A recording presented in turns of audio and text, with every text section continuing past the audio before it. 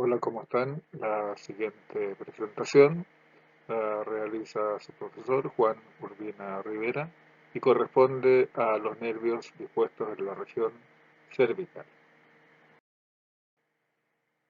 Asociándolo y correlacionándolo con lo que corresponde al sistema nervioso central, en esta presentación se establece la relación de los nervios espinales cervicales con los elementos vertebrales. Sabemos que entre el occipital y el atlas emerge el primer par de nervios cervicales, entre el atlas y el axis emerge el segundo nervio cervical y así sucesivamente. De tal manera que el nervio cervical número 8 va a estar emergiendo entre la vértebra cervical número 7, la prominente, y por sobre el plato de la vértebra torácica número 1. De ahí hacia la parte caudal, el primer nervio torácico va a salir entre T1 y el cuerpo de T2. Las ramas de división de un nervio espinal en general corresponden a distribuciones similares desde la parte cefálica hasta la parte caudal. Van a haber algunas excepciones que las vamos a mencionar, pero en este esquema se está representando el encuentro de la raíz ventral, que funcionalmente es motora, de la raíz dorsal, que funcionalmente es sensitiva, que cuando se ven enfrentadas al foramen intervertebral conforman un nervio espinal. A partir de este nervio comienzan una serie de divisiones que le corresponden a cada uno de los nervios espinales. Entonces, con el número 1 corresponde a un ramo de división ventral que en general se va a encargar de distribuirse motora y sensitivamente por las partes laterales y anteriores del cuerpo, ramo de división ventral. Con el número 2 es un ramo de división que se va hacia la parte posterior del cuerpo, que así como la número 1 es mixta, es motora para los músculos dispuestos en la región del dorso, pero también es sensitiva para la piel dispuesta en la región del dorso. Con el número 3 es un ramo de división que se devuelve por el foramen intervertebral hacia cada uno de los elementos que forman parte de las articulaciones de la columna vertebral. Y este nervio se denomina el ramo recurrente meningio. Es exclusivamente sensitivo para todos aquellos elementos que forman parte de las articulaciones de la columna vertebral, como por ejemplo el anillo fibroso del disco intervertebral, los ligamentos de la columna vertebral, el longitudinal anterior, el longitudinal posterior, los ligamentos intertransversos, todos los que le pertenecen a las articulaciones de la columna vertebral. Pero además es un nervio sensitivo que se encarga de controlar sensitivamente todas aquellas alteraciones sensitivas que le competan a la dura madre, ramo recurrente meningio, con el número 3. Con el número 4 es un nervio que a partir de un nervio espinal se encarga de establecer una relación, una comunicación con el número 6, que es un ganglio simpático que está hacia los lados de la columna vertebral. El 6 es un ganglio simpático. Y con el número 5 es una comunicación que también se establece entre el ganglio y el nervio correspondiente a el origen de distribución espinal. Con el número 4 es un ramo comunicante blanco o presináptico, está cubierto de mielina y establece la comunicación entre una neurona central del asta lateral del sistema simpático que emerge a través de este ramo de división ventral y establece una comunicación con el ganglio simpático laterovertebral. Número 4, ramo comunicante blanco o presináptico, cubierto de mielina.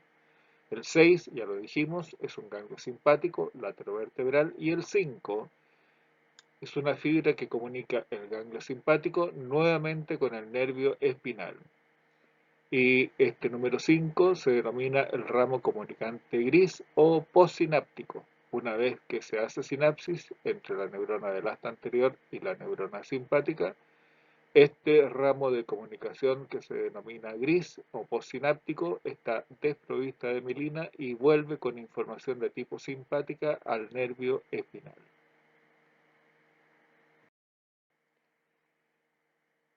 Si hacemos la presentación del nervio cervical número 1, tiene un ramo de división dorsal que se distribuye por los músculos dispuestos a nivel del dorso, pero este nervio, que es el nervio ramo dorsal de C1, emerge entre lo que corresponde al occipital y al arco posterior del atlas, junto con la arteria vertebral.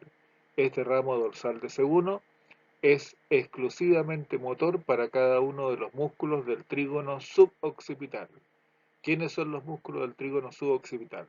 El recto posterior menor, el recto posterior mayor, el oblicuo inferior y el oblicuo superior. El ramo dorsal de C1 se caracteriza por ser exclusivamente motor para los 4 músculos del trígono suboccipital y no tiene componente sensitivo.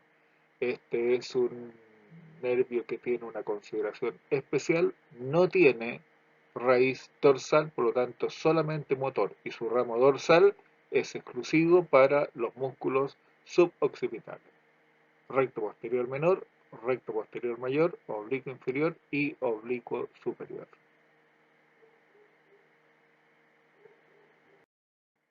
El ramo dorsal de C2, o también denominado nervio de Arnold, porque él lo describió, es un nervio que tiene un doble componente, es tanto sensitivo como motor.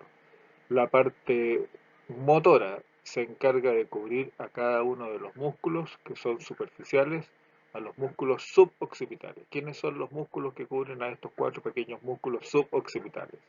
El músculo longuísimo de la cabeza, el músculo semiespinoso de la cabeza, el músculo esplenio-cefálico, el músculo esplenio-cervical y el músculo trapecio superior. A cada uno de esos músculos, este nervio correspondiente al ramo dorsal de C2 le da inervación. Después, desde el punto de vista de la proyección, este nervio emerge entre el atlas y el axis. Una vez que aparece entre esos dos elementos óseos en su parte posterior, lo vemos apareciendo aquí en un plano más superficial en el borde inferior del músculo oblicuo inferior. Este ramo correspondiente al ramo dorsal en su componente sensitivo hace un cambio de dirección, se va hacia la parte cefálica y en la región occipital intermedia da su componente sensitivo para lo que corresponde a este nervio de Arnold o ramo dorsal TC2. Doble componente, un componente sensitivo en la región dorsal intermedia, componente motor para cada uno de los músculos que cubren a los músculos suboccipitales. Los ramos dorsales de C3 y de C4 tienen componentes mixtos. Sus componentes motores para ambos nervios están dispuestos para los músculos que van cubriendo a los músculos suboccipitales. Eso significa el músculo semiespinoso de la cabeza, al músculo longuísimo de la cabeza, al músculo esplenio-cefálico y al músculo esplenio-cervical. Una vez que C3 ha dado su componente motor, tiene un componente sensitivo que hace un cambio de dirección, se dirige hacia el plano medio de la región occipital, en donde termina entonces dando su componente sensitivo. El ramo dorsal de C4, aparte del componente motor, exactamente igual que el anterior, además emite un componente sensitivo que está dispuesto para la región cervical posterior, como se observa en este recuadro.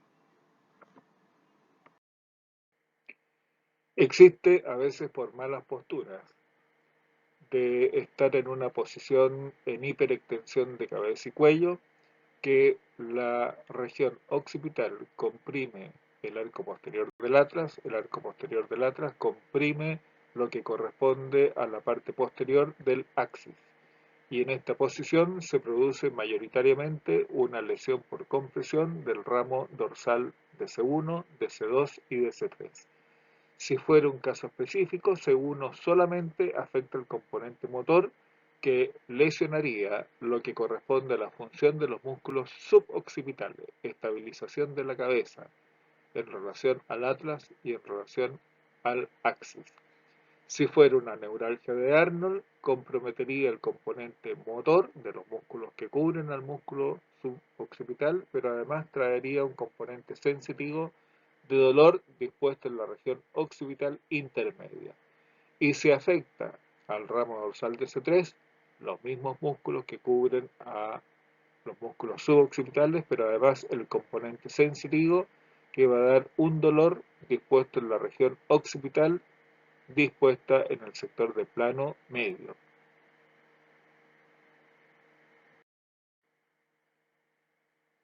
En el sector del cuello anterior, para poder hablar de la distribución de los ramos ventrales, tenemos que conocer o recordar lo que corresponde a la topografía superficial. En el cuello anterior hay zonas que hacen referencia a triángulos.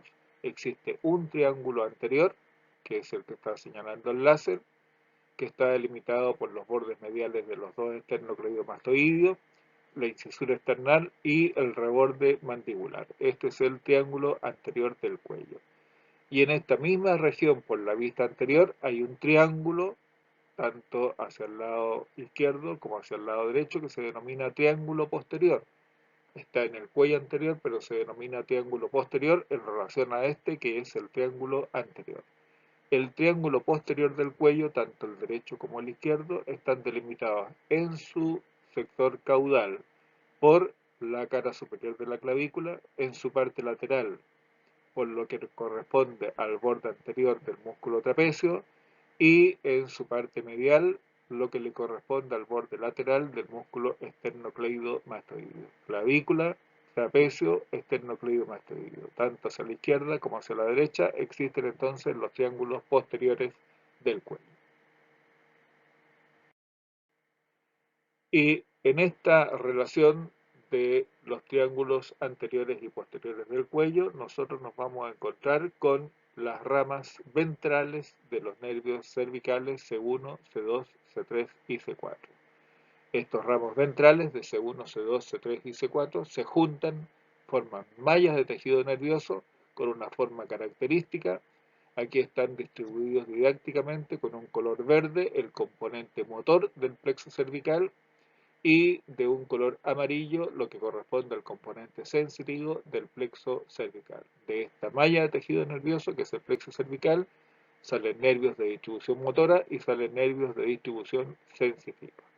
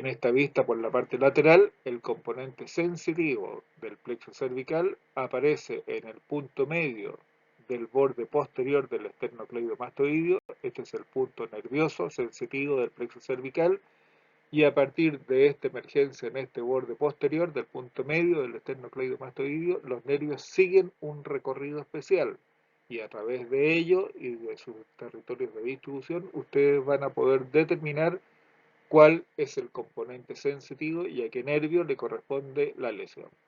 Si el nervio recorre lo que corresponde al borde posterior del esternocleidomastoideo y finalmente termina distribuyéndose en la piel de la región occipital lateral próxima a la región mastoidea, ese nervio es el nervio occipital menor. Es un ramo sensitivo del plexo cervical. Si a partir de este punto medio el nervio cruza prácticamente de manera vertical para dirigirse hacia el pabellón auricular, ese nervio es el nervio auricular magno o mayor, sensitivo del componente del plexo cervical. Si el nervio que aparece en el punto sensitivo se distribuye horizontalmente hacia la piel de la región cervical, es el nervio cervical transverso. Si a usted le pica la región suprayoidea, la infrayoidea, la región de la laringe en relación a los territorios cutáneos, es el nervio cervical transverso. Si ahora el nervio tiene una dirección siguiendo el borde posterior pero en un sentido caudal, es el nervio supraclavicular. El supraclavicular lateral hacia la piel de la región acromioclavicular, supraclavicular intermedio para la piel de la región supraclavicular, y el nervio supraclavicular medial para la piel que cubre la articulación o la región esternoclavicular. Esta es una vista lateral de la región cervical para poder apreciar la distribución del componente motor del plexo cervical. Esto es la arteria carótida común en sus ramas de distribución interna y externa. Esta es la vena yugular interna, y lo mencionamos porque aquí está la relación que tiene el asa cervical con uno de estos elementos del paquete vascular. Esta es la vena yugular interna, que tiene una relación por lateral, ya que la rodea lo que corresponde al asa cervical. Esta es la raíz superior, esta es la raíz inferior, y toda esta estructura entonces es el asa cervical. Para cada uno de los músculos del compartimento infrayoideo y solamente para algunos de los músculos dispuestos en el compartimento suprayoideo. Tenemos además, saliendo desde C4, lo que corresponde al nervio frénico de C4, con un aporte pequeño de C5 y con un aporte pequeño de C3. Se forma el nervio frénico que cruza la cara anterior del músculo escaleno anterior, penetra en la parte superior del tórax para poder dirigirse finalmente a controlar motoramente al músculo diafragma. Después tenemos una serie de músculos que están dispuestos en el compartimento prevertebral. Ya habíamos dicho lo que corresponde al escaleno anterior, este es el escaleno medio, y en la parte inmediatamente dorsal a él, el escaleno posterior. Pero después aparecen una serie de músculos, como por ejemplo músculos largos por delante de la columna vertebral, el músculo largo de la cabeza, el músculo largo del cuello.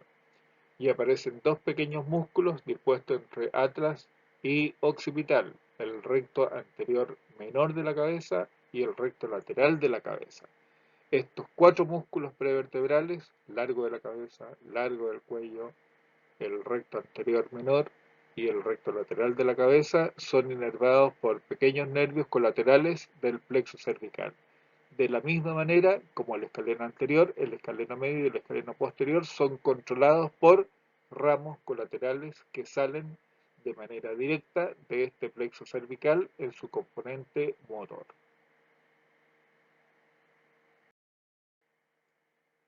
También desde una vista lateral, ahí se ve la arteria carótida, la vena yugular interna y los elementos correspondientes al nervio frénico, que nacen, nuevamente lo mencionamos, de C4 mayoritariamente, con aportes pequeños de C3 y de C5. Cruzando el escaleno anterior, se dirigen hacia la abertura superior del tórax. La diapositiva nos ilustra entonces de color rojo el componente motor y de color azul el componente sensitivo. El nervio occipital menor para la piel de la región occipital dispuesta en el plano lateral cerca de la región mastoidea, el nervio auricular magno para el pabellón auricular, el nervio cervical transverso para la piel de la región cervical anterior y el nervio supraclavicular con su distribución de nervios supraclaviculares laterales para la piel de la articulación acromioclavicular, supraclavicular intermedio para la piel de la región supraclavicular y supraclavicular medial para la piel que cubre la articulación esternoclavicular. Una disección nos muestra entonces la presentación de lo que corresponde. Este es un corte de la clavícula, estos son nervios que van hacia el miembro superior, este es el músculo escaleno anterior y esta es la presentación del nervio frénico, siempre recorriendo la cara anterior del músculo escaleno anterior. Una disección de la parte lateral del cuello, esta es la arteria carótida, esta es la vena yugular interna y este filete nervioso delgado que la recorre por la parte lateral es el asa cervical. Estos otros filetes nerviosos corresponden a ramas de distribución del plexo braquial. Desde el punto de vista de su componente sensitivo, el plexo cervical, ya lo sabemos, el cadáver tiene una posición de hiperextensión, no se puede apreciar muy bien lo que estaba en una posición normal, pero igual podemos apreciar un nervio que recorre el borde posterior y se encarga de distribuirse en la región occipital lateral, nervio occipital menor, un nervio que cruza y se dirige hacia el pabellón auricular, nervio auricular magno. Y solamente podemos apreciar un nervio que se dirige hacia la piel del cuello anterior, nervio cervical transverso. No podemos apreciar en esta disección lo que corresponde a los nervios supraclaviculares.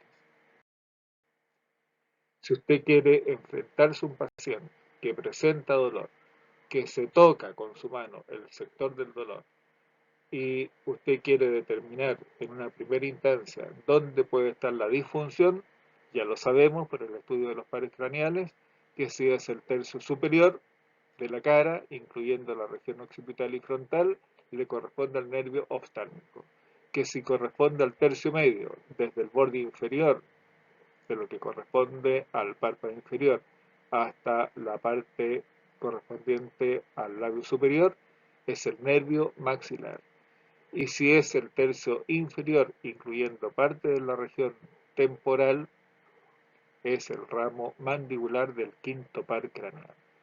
Después, todo esto corresponde a un territorio de inervación sensitivo de los nervios cervicales. Si ustedes se fijan, no aparece ninguna mención para el territorio sensitivo de ese 1 porque no tiene raíz dorsal, por lo tanto no tiene componente sensitivo dispuesto en ninguna región del cuerpo, menos en la cabeza. Lo que corresponde al ramo C2 es el componente de distribución del nervio auricular magno, lo que corresponde también al territorio inmediatamente posterior del nervio occipital menor, lo que corresponde al ramo de distribución del nervio cervical transverso y los ramos de distribución de lo que corresponde a los nervios supraclaviculares, de color un naranja diferenciado. Estos son los ramos dorsales de los nervios cervicales en una vista lateral. Si es en un sector occipital intermedio, es el ramo o nervio de Arnold, el ramo dorsal de C2. Si aparece en el cuello posterior, y aquí no aparece el plano medio de la cabeza, pero debiera aparecer, es el ramo dorsal de C3. Si aparece en la región cervical baja, es el ramo dorsal de C4.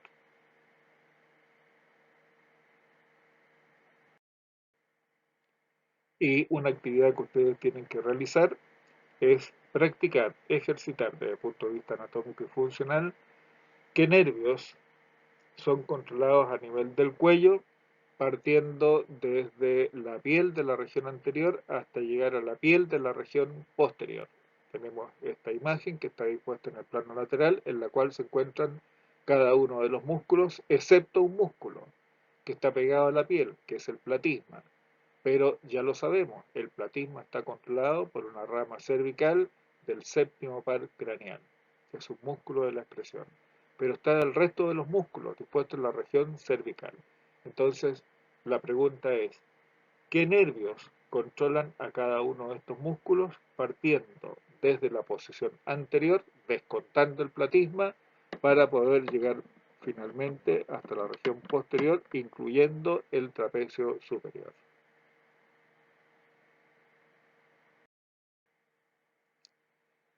También en esta vista que está a través de un corte transversal u horizontal en la región del cuello, les permitiría aclarar finalmente la posición de los músculos, y lo importante ahora es establecer la correlación de los músculos con los nervios que le van a dar control motor. Si le dan control motor, esto va a significar, se va a expresar en un movimiento.